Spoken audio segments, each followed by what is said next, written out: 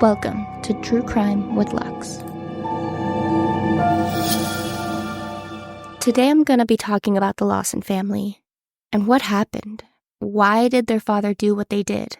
Charles Lawson married Franny in 1911 and they had 8 children together. Unfortunately, they did lose one of their sons to an illness in 1920. The family moved to Germantown, North Carolina in 1918 and became tobacco farmers. Becoming pretty successful in the business, they soon bought their own farm in 1921 on Brook Cove Road. For 2 years, they worked the farm and were doing okay financially, but they didn't spend money frivolously. So in 1929, a little before Christmas, it was strange that Charles took the family into town to buy all new clothes and take a family portrait, something they had never done before. This led people to believe that Charles knew what he was going to do just a few days later. On December 25th, Christmas Day, Charles grabbed his shotgun and took the lives of Carrie, who was only 12, and Maybelle, who was 7, as they were leaving the house to go to their aunt and uncle's house.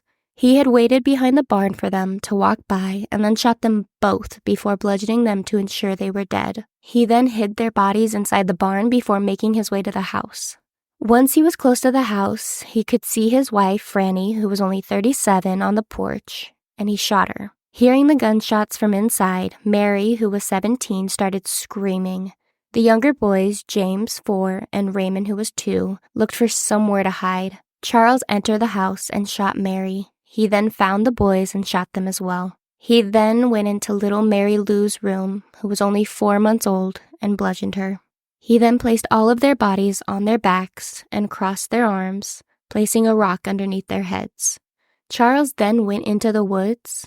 Arthur, his 19-year-old son, was the only one to survive. His father had sent him into town to run errands before the killings. When he returned, he found his family and called the police. Neighbors also showed up to the house after hearing the gunshots, wanting to see what was going on. While there, they heard another gunshot come from the woods. Arthur and an officer ran to where the sound had come from and discovered Charles. The area where he shot himself looked as if he had been pacing there for hours before finally deciding to take his own life. He left a letter behind for his parents. There are a couple theories as to why he did what he did. Some of them include having an altered mental state due to an accident a few months ago. But his autopsy showed that there was no damage to his brain.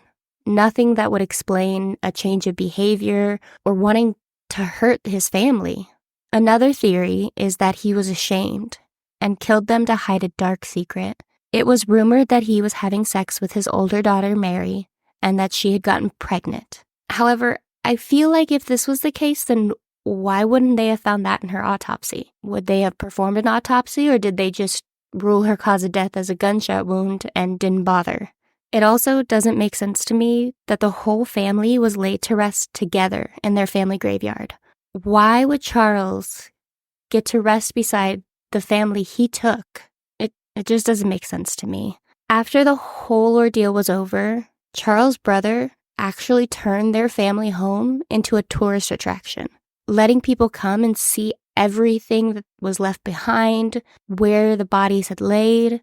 He even had a cake on the counter that Mary had made for Christmas, and people would steal things as souvenirs. He was profiting off of this horrific crime. An entire family loses their lives, your family, your nieces, your nephews, and you want to profit off of that? Like, what is wrong with you?